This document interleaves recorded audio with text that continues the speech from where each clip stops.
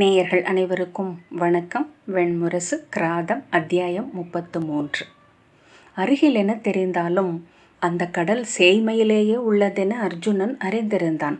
மலைகளும் கடல்களும் போன்ற பேருருவ இருப்புகள் அண்மையை நடிக்கத் தெரிந்தவை. அணுகுபவனை நோக்கி சேய்மையில் நின்று நகைக்கக்கூடியவை. அவன் அக்கரிய கடலை அணுக மேலும் 4 நாட்களாயின. அது முற்றிலும் ஓசையற்று இருந்தது. எனவே தன்னை கடலென்றே காட்டவில்லை. பெருமலைகள் ஒளிந்து அமைந்திருப்பதை அவன் கண்டிருந்தான். கடல் ஒன்று பதுங்கி இருப்பதை அப்போதுதான் கண்டான்.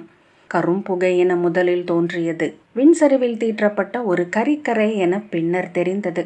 மேலும் அணுகிய போது வாசல்களோ மாடங்களோ அற்ற பெருங்கோட்டை என விரிந்தது. பின்னர் அவ்வண்ணமே திசை மறைத்து நின்றது. அவன் அதை நோக்கியபடியே நடந்தான். துயின்று விழித்தான். காலையில் எப்படி தெரிந்ததோ அப்படியே மாலையிலும் அமைந்திருந்தது. ஒளியின்மை, அசைவின்மை, பருவின்மை கொண்ட இருப்பு, இருப்பென காட்டும் இன்மை. கையில் இருந்த நீர் முற்றிலும் தீர்ந்து போன அன்றுதான் அவன் உப்புப்படுகையை வந்தடைந்தான். கண்களை ஒளியால் நிறைத்து இமை அதிர்ந்து சுருங்க வைக்கும் வெண்மை. வெண்ணிற நுரைப்படைந்து வற்றியது போல் தெரிந்த விளிம்புக்கு வந்து சேர்ந்து அங்கே நின்றான். காலை வைத்து அந்த மென்மையை உடைக்க அவனுக்கு தோன்றவில்லை. கொக்கிரகின் பீலி வரி நீரில் மிதந்து வந்து கரையில் படிந்த இலவம் பஞ்சு. அதற்கப்பால் உப்பு தடிமன் கொண்டு அலைகளாக ஆகியது. பனிப்பரப்பு, பளிங்கு பரப்பு. உடலை சித்தத்தால் உந்தி செலுத்தி அவன் முன்னால் சென்றான். கால் வைத்த உப்பு நொறுங்கியது. மேலும் கால் வைக்க உடல் கூசியது. மேலும் மேலும் என பல முறை உடல் ஆயம் கொண்ட பின்னரே காலை வைக்க முடிந்தது. உப்பு நொறுங்கும் ஒலி, வஞ்சம் கொண்ட சிரிப்பின் ஒலி. கீழே குனிந்து நோக்கிய போது பற்களை கண்டான். பற்களின் பரப்பு. அவன் கண்களை மூடிக்கொண்டு அசைவற்று நின்று உடலில் ஓடிய அச்சத்தை உள விசையால் நிகர் செய்து கொண்டான். அந்த மாபெரும் அரைவட்டத்தை ஒரு புன்னகை என அவன் கண்டான். பின்னர் வெறி கொண்டவனாக ஓடத் தொடங்கினான். கைகளை விரித்து கூச்சலிட்டபடி பித்தன் போல ஓடி உப்பில் கால் வழுக்கி விழுந்து புரண்டு எழுந்தமர்ந்து மூச்சிறைப்புடன் நோக்கினான். அவனை சூழ்ந்திருந்தது உச்சி வானின் ஒளி. அவன் ஒளி மேல் நடந்தான். கண்விழி புள்ளிகள் சுருங்கி ஊசித்துளை என்றாகி அந்த ஒளிப்பரப்பை காட்சியாக மாற்றலாயின. இரவணைந்த போது வான் 2 மூடிய பின்னரும் அவனை சூழ்ந்திருந்தது அதுவரை உப்புப்படுகை அள்ளி உண்டு உள்ளே தேக்கி இருந்த ஒளி. இரவெல்லாம் அந்த ஊமையொளி காலடியில் நிறைந்திருந்தது. அதன் மேலேயே படுத்து துயின்றான். வானில் முகில்கள் மேல் துயில்வதாக கனவு கண்டான். ஒரு மென் சரடில் சிலந்தி என காற்றில் மிதந்தலைவதாக உணர்ந்து விழித்து கொண்ட போது மேலே விண்மீன்கள் அதிர்ந்து நின்றன. அவனை சுற்றி இருந்த வெண்ணிற மென்பரப்பில் குளிரே ஒளி என்றிருந்தது. விடாய் அறிந்தே விழித்திருப்பதை உணர்ந்தான். நாவால் உதடுகளை நக்கிய போது உப்பு பொறுக்கு உள்ளே சென்றது. அதை துப்பும் அளவுக்கு வாயில் எச்சில் இருக்கவில்லை. நாக்கு கோடையில் வற்றிய சுனை அருகே பாறையில் உலர்ந்து ஒட்டி இருக்கும் நீரட்டை போல் இருந்தது. வாய்க்குள் தசைப்பரப்புக்கள் தோலென நா உரசின. தொண்டை மணலால் அடைக்கப்பட்டிருந்தது. ஆனால் உட்குழாய்களில் அனலோடியது. கீழே அடிவயிறு நீர் நீர் என எம்பித் தவித்தது. விடாய் கால்களை தளரச் செய்தது. கை விரல்களை நடுங்க வைத்தது. மூச்சில் வெம்மையென ஓடியது. சித்தத்தில் நீர் காட்சிகளை உருவாக்கியது. அப்பால் அப்பால் என மயலூற்றுக்கள் அழைத்தன. அலைகள், ஒளிகள், நெளிவுகள், குளுமைகள். நீர் ஒரு பூண் அணி, மணிமுடி, கல்லாரம், மேகலை. நீர் ஒரு வாள், நீர் ஒரு கேடயம், நீர் ஒரு பட்டாடை, ஒரு திரை, ஒரு தாளம், ஓர் ஏடு. இரக்கமற்ற ஏதோ ஒன்று எழுதப்பட்டது. இரக்கம் என பொருள் அளிக்கும் வரிகள் அவை. வேண்டுமிடத்திற்கு வரும் பொருட்டே வழிவெனும் இயல்பை கொண்டுள்ளது நீர். மழையென இழிந்து, அருவியென பொழிந்து, ஆறென சரிந்து, நதியென பெருகி, கிளையென விரிந்து கழனிகளில் நிறைகிறது. மண் நெகிழ வைக்கிறது.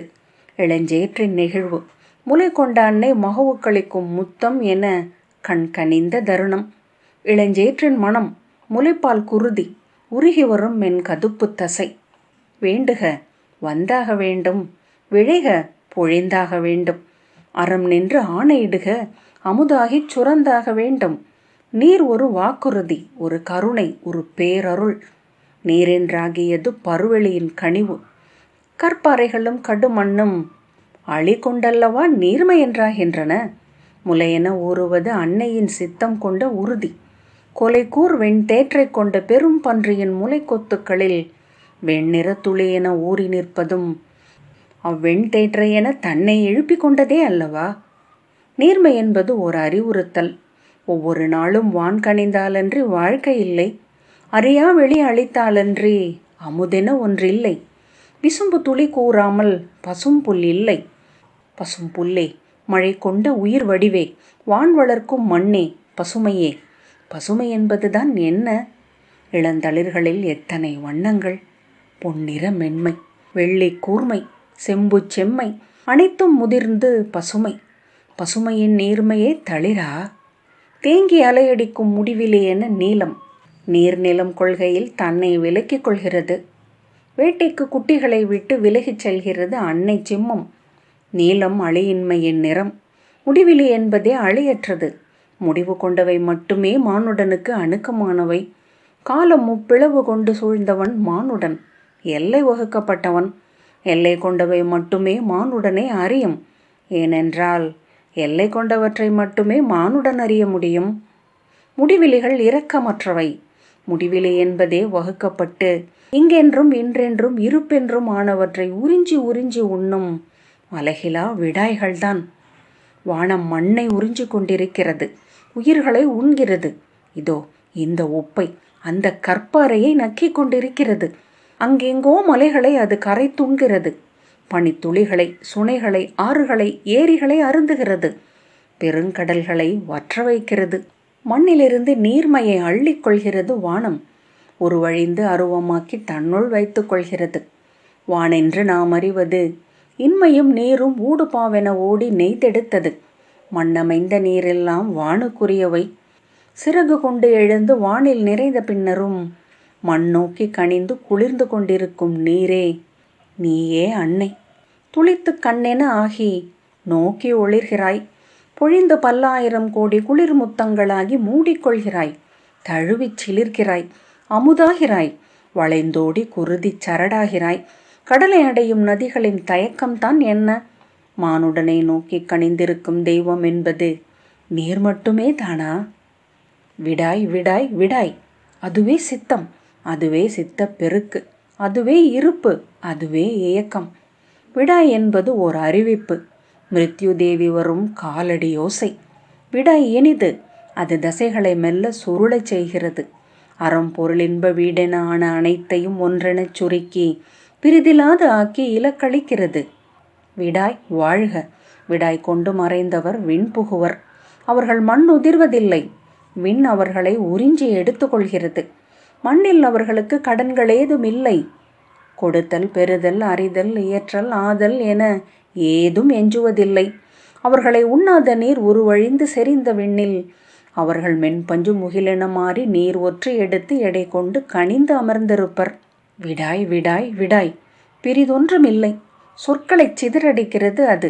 அள்ளி அள்ளி வைக்கும் அத்தனை எண்ணங்களையும் விடாய் எனும் ஒற்றை சொல்லாக உருமாற்றி விளையாடுகிறது. நாம் அறிந்து தொண்டை உணர்ந்து உடலாகி நின்ற விடாயை உளம் அறிந்து விட்ட பின் எங்கோ உயிர் அறிந்து விடுகிறது. அக்கணமே அது உலகமைத்த விசைகளில் ஒன்றென காட்டுகிறது. நீரே பிறப்பு. விடாய் இறப்பு. நாத்துழாவி இறப்பை நெருங்கும் முதியவர்களின் வாய்க்குள் செல்லும் இறுதி நீர் அறிந்த ஒன்று. இங்கிருந்து பெற்றுக்கொள்ளும் இறுதி.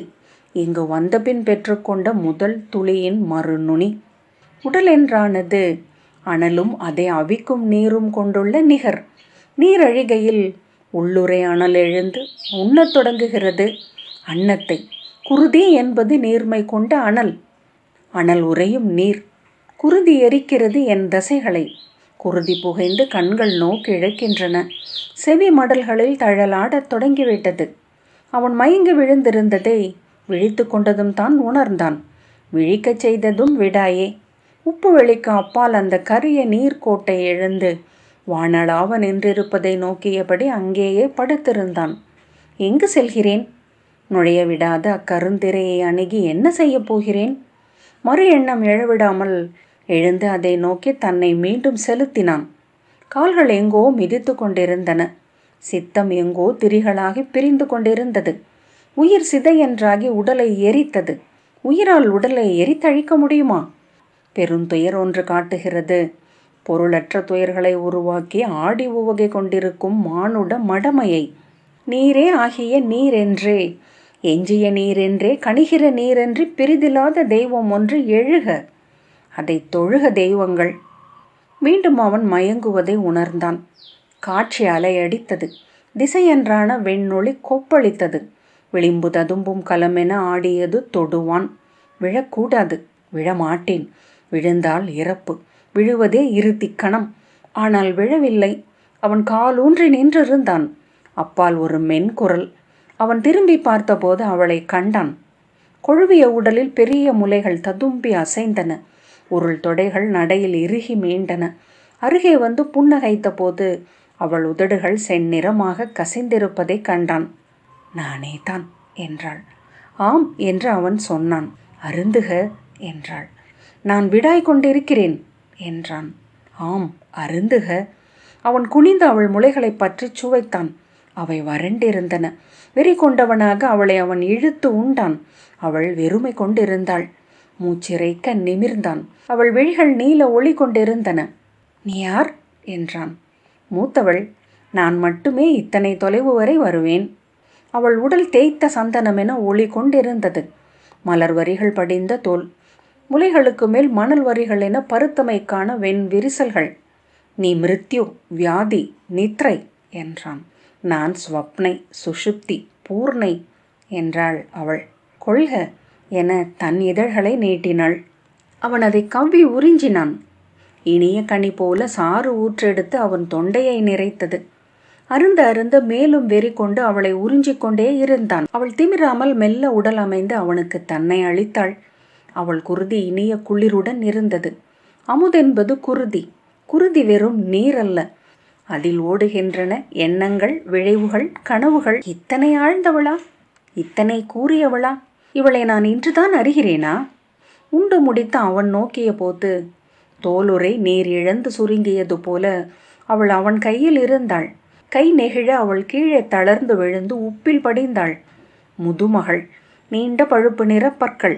எலும்புகள் உந்திய முகம். ஒட்டிய கன்னங்கள். நரம்பெழுந்த கழுத்து. வருமுலைகள்.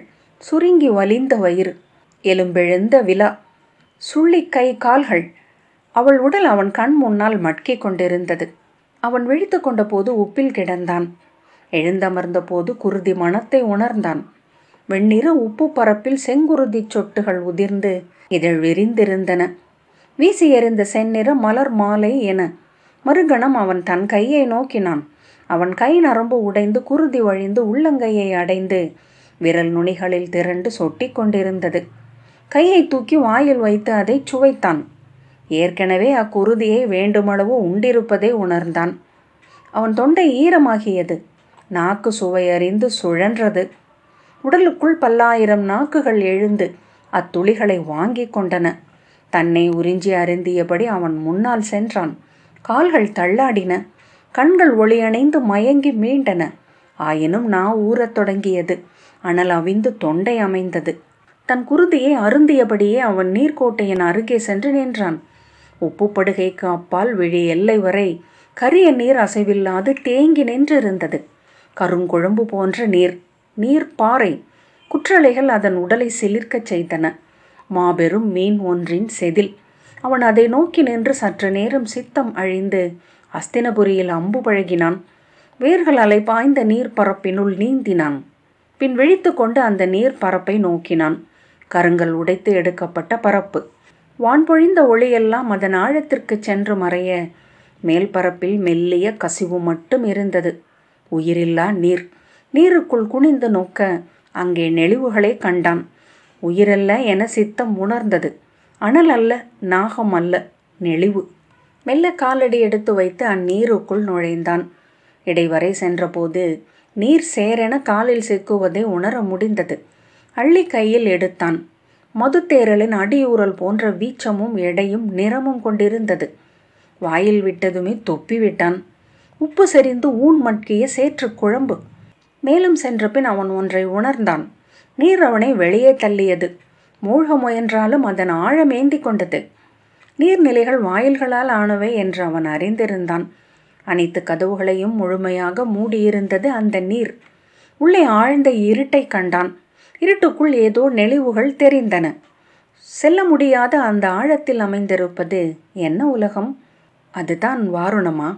மூச்சுக்கு மெல்ல அசைந்தபோது உதைத்து மேலே எழுப்பிவிட்டது ஆழ்நீர் பரப்பு. மீண்டும் மீண்டும் மூழ்க முயன்று மேலே வந்து கொண்டிருந்தான்.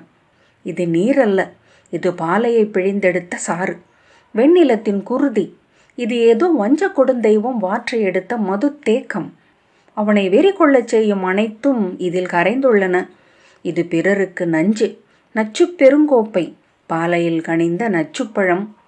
அவன் மேல் பெரிய நீர்க்கோப்புளம் ஒன்று வந்து மோதியது. மீன் என நினைத்து அவன் விலகி கொண்டதும் பிரிதொன்று வந்தது.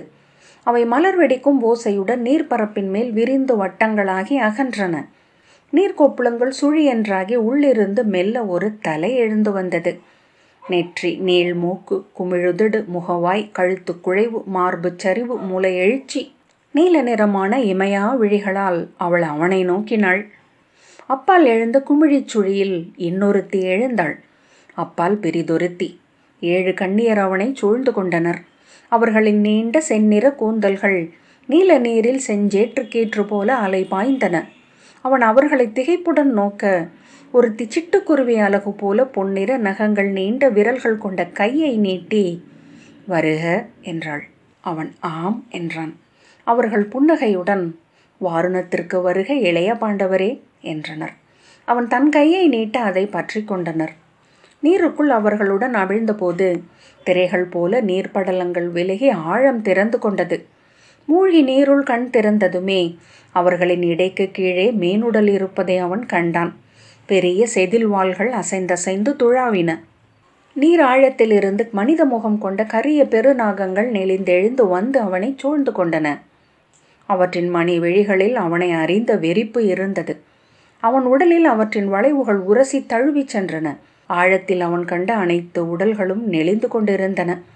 அவன் தன் கைகளை நோக்கினான். எலும்புகளற்றவையாக அவை நெளிந்தன. உடல் நாகமென வளைந்து சுழன்றது. மேலும் மேலுமென அவன் ஆழ்ந்து சென்று கொண்டிருந்தான். திறந்து வந்தணைந்த ஆழங்களிலிருந்து நீரற மகளிரும் நீர் நாகங்களும் எழுந்து வந்து சூழ்ந்து கொண்டிருந்தனர். உடல்களாலான நெளியும் காடு ஒன்று அவனை சுற்றி பரவி உடன் வந்தது. அவன் விழிகள் மேலும் கூர்கொண்டபடியே வந்தன. கரிய மாளிகை ஒன்றை நீரின் இருளுக்குள் கண்டான். அது நீர்ப்பாவை என நெளிந்து கொண்டிருந்தது. அதன் வாயிலை அடைந்ததும் நீரற மகள்கள் திரும்பி வருக என கை காட்டி உள்ளே சென்றனர். மாளிகையின் வாயிலுக்குள் மேலும் குளிர் தேங்கி இருப்பதை உணர்ந்தான். உள்ளே பெருந்தூண்களும் உத்தரங்களும் நெளிந்தன. தரை அலையடித்தது. கூரை வளைந்தாடியது. படிகள் திரைச்சீலைகள் என ஆடின. அவன் மேலேறி இடைநாழிகளின் ஊடாக நெளிந்து சென்று அரசவை ஒன்றுக்குள் நுழைந்தான். அங்கே 100 அன்னையர் அமர்ந்திருந்த அவை நடுவே அரியணையில் அமர்ந்திருந்தவளை அவன் முன்னர் கண்டிருக்கவில்லை. ஆனால் அவளை நன்கு அறிந்திருந்தான் என உணர்ந்தது நெஞ்சு. ஒளிர் நீல மணிமுடியும் இளநீல ஆடையும் அணிந்திருந்தாள். வலக்கையில் வளைந்த முனை கொண்ட செங்கோலில் காகம் செவ்விழிகளுடன் சிறகு விரித்து அமர்ந்திருந்தது. அவள் உடல் விளக்கேற்றப்பட்ட நீர்த்தாளம் என உள்ளொளி கொண்டிருந்தது. விழிகள் கனிந்து அவனை நோக்கின. அன்னையே, வணங்குகிறேன் என்றான் அர்ஜுனன். நல்லூள் தொடர்க என்று அவள் சொன்னாள். நான் ஜேஷ்டை, 7வரில் முதலோள், திருமகளுக்கு மூத்தோள், அமுதுடன் பிறந்தேன். அனல் வண்ணன் மகள் என்றானேன். இங்கு அரசி என்று அமர்ந்திருக்கிறேன். அர்ஜுனன் வியப்புடன், அன்னையே, விழிகொள்ளா பேரழகு கொண்டிருக்கிறீர்கள். மண்ணில் உங்களை அழகிலியாகவே அறிந்திருக்கிறோம் என்றான். அங்கு நான் அழகிலியே என அவள் புன்னகைத்தாள். அக்கூடமே ஒளி கொண்டது அதன் அழகால். உங்கள் விழிவுகளாலும் அச்சங்களாலும் காழ்ப்புகளாலும் திரிபடைந்த உருவையே நான் அங்கு சூடுகிறேன். அவன் பெருமூச்சு விட்டான். தன்னுருவில் உங்களை பார்க்கும் பேறு பெற்றேன் என்றான். நான் மெய்மகள், திருமகளை துறந்து கடந்தவர் அடையும் முழுமை என்றாள் அவள். அருகிருந்தவர்களை நோக்கி, அவர்கள் துயர்கள் என நோய்கள் என தனிமை என மண்ணில் உங்களால் உணரப்படுகிறார்கள். இங்கு உண்மை என தெளிவு என துணிவு என அமர்ந்திருக்கிறீர்கள் என்றாள். இவன் ஆற்றலை அளிக்கும் பலன் என் முதல் மைந்தன். இவள் அழியா உவகையை அளிக்கும் சுரநந்தினி. இவள் களிமயக்கை அளிக்கும் சுரை. அங்கு நீங்கள் அறியும் தருணத்தில் எல்லாம் அடைவது என் இவ்விரு மகள்கள் அளிக்கும் உணர்வுகளையே. பெருந்தோள் கொண்ட பலன் கைகளை கட்டியபடி நிமிர்ந்து நின்றிருந்தான். இளநீல ஆடை அணிந்த சுரநந்தினியும் சுரையும் அவனை நோக்கி புன்னகை செய்தனர். இவன் அதர்மகன் என்று அவள் தன் இளைய மகனை சுட்டி காட்டினாள். கரிய உடல் கொண்டிருந்த அவன் விழிகள் மட்டும் வெண்மையாக தெரிந்தன. நெறிகளென நீங்கள் உணர்வன அனைத்தையும் அழிப்பவன் இவனே. இவன் துணையின்றி எவரும் எதையும் முழுதறிய முடியாது. அர்ஜுனன் அவர்களை வணங்கி, இன்று மெய்யருளப்பட்டேன் என்றான். இளையோனே, என்னை கடந்தே எவரும் வாருணத்திற்குள் நுழைய முடியும். இவ்வாயிலை கடப்பதற்கு நான் அளிக்கும் ஆணை நெறி ஒன்றே. நீ பெற்றும் கற்றும் அறிந்த அனைத்து நெறிகளையும் அறங்களையும் உதறுக. ஒன்றை மட்டும் கொண்டு செல்ல நான் ஒப்புகிறேன். அதை மட்டும் நெஞ்சில் கொண்டு இவ்வாயிலை கடந்து உள்ளே செல்லலாம். அங்கு உபவாரணம் உனக்கு வழி திறக்கும். அர்ஜுனன் தலை வணங்கி, அன்னையே, பெரும் பாலையில் முழுதுலர்ந்து அறிந்த ஒன்றுண்டு என்னுள். மெய்மைக்கு முன் முழு வெறுமை கொண்டு நின்றாக வேண்டும். நான் கொள்வதென நெறி ஏதும் இல்லை என்றான். மூத்தவள் புன்னகைத்து, நன்று.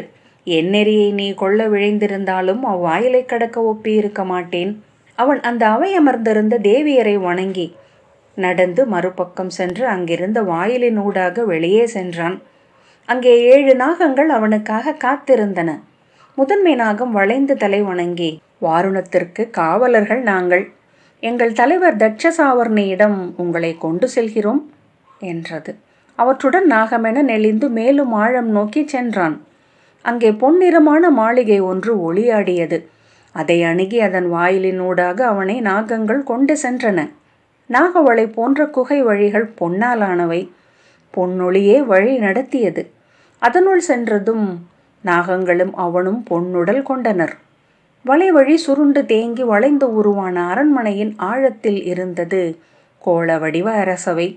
அதில் புற்று வடிவ பீடங்களில் உடல் சுருட்டி அவை அமர்ந்திருந்தன பெரு நாகங்கள். நடுவே அரியணையில் பொன்னாகப் பேருடல் கொண்ட தட்சசாவர்ணி அமர்ந்திருந்தான். அர்ஜுனன் அவன் முன் சென்று நின்று வணங்கினான். சொல் ஓதப்படும் அவைகளிலெல்லாம் நின்றிருக்கும் நாகங்கள் நாங்கள். நீரிலும் நெருப்பிலும் வளைபவர்கள். முதற்காவியம் கண்ட புற்றுரை முனிவரை இங்கே நீ காண்கிறாய் என்றான் தட்சசாவர்ணி. அவை அமர்ந்திருந்த நாகச்சுருளுடல் கொண்ட முனிவரை கண்டு அர்ஜுனன் தலை வணங்கி, உங்கள் காவியத்தால் சொல் என்பது துயருக்கு நிகர் வைக்க வேண்டியது என்று அறிந்தோம் முனிவரே, வணங்குகிறேன் என்றான். வேடகவிஞர் கை தூக்கி அவனை வாழ்த்தினார். இந்த அவையில் மண்ணிலுள்ள நச்சுக்கள் அனைத்தும் பொன்னொளி கொண்டு அமைந்துள்ளன வீரரே என்றான் தட்சசாவர்ணி.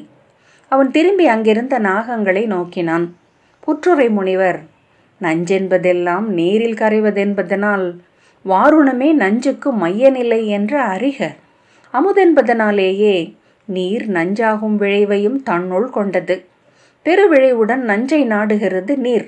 ஆழச் சென்றும் ஊறிக் கடந்தும் நஞ்சுகளை தான் பெற்று கொள்கிறது. தேங்குகையில் தன் தனிமையையே நஞ்சென்று ஆக்கிக் கொள்கிறது. ஆம் என்றான் அர்ஜுனன். நீர் கொண்ட அனைத்து நஞ்சுகளையும் எண்ணுக. உண்ட நஞ்சுகள், தொட்டு குருதியில் கலந்த நஞ்சுகள், எண்ணி பெருக்கிய நஞ்சுகள், கற்றறிந்த நஞ்சுகள், கறந்த நஞ்சுகள் அனைத்தையும் முற்றிலும் இங்கு உதறி அந்த நீர்வாயிலை கடந்து மகா வாருணத்திற்குள் நுழைக என்றான் தட்சசாவர்ணி. முற்றுதரப் போவதில்லை பொன்னாகரே என்றான் அர்ஜுனன். ஒரு துளி நஞ்சு எஞ்சாது மெய்மையை அறிய முடியாது. அந்த நஞ்சையும் இழந்தால் அறிவதற்கொரு தன்னிலை எஞ்சாது எனக்கு. மெய்மையென்றே ஆவேன், மீண்டு வரமாட்டேன். தட்சசாவர்ணி, ஆம் உண்மை என்றான். வால்மீகி புன்னகைத்தார். கருவிற்குள் வந்து கடித்த பாம்பின் முதற் துளியை மட்டும் உடன் கொண்டு அங்கு செல்கிறேன் என்றான் அர்ஜுனன். தட்சசாவர்ணியும் வால்மீகியும் வாழ்த்த தலை வணங்கி அடி வைத்து அவ்வாயிலை நோக்கி சென்று தொட்டு வணங்கி திறந்து கடந்தான். கிராதம் 33வது அத்தியாயம் இத்துடன் நிறைவு பெற்றது. நன்றி.